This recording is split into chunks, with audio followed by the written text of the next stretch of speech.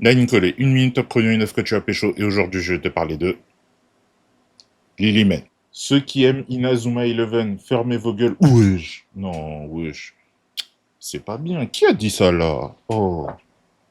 C'est toi, là. Bref, pour te résumer le script, Niro, notre protagoniste, a toujours vécu toute sa vie dans un laboratoire. Il est soumis à de nombreux tests douloureux, pouvant aller jusqu'à la mort. Lui et d'autres de ses congénères. Des bougs se prenant pour Dexter leur promettent la liberté une fois certaines conditions remplies. Des survivants lui proposent de s'enfuir après avoir développé des pouvoirs surhumains, mais malheureusement, ils ont été séparés et Niro les retrouva dans un cocon alimentant des créatures surnaturelles, des succubes. Niro arrive à s'échapper et souhaite réaliser son rêve et ceux de ses camarades. Mais comment vivre quand t'es mi-homme, mi-succube et détesté des deux camps? C'était plutôt long, mais nous y est, et je vais te dire ce qui est très cool dans cette œuvre. Tout d'abord, l'univers est très intriguant, dans un monde où les succubes sont le principal prédateur de l'humanité. On est dans un univers plutôt glauque, avec des personnages tout aussi mystérieux que charismatiques. Au niveau du style graphique, personnellement, ça me parle. Le trait est dynamique et détaillé, avec une attention particulière sur les expressions du visage,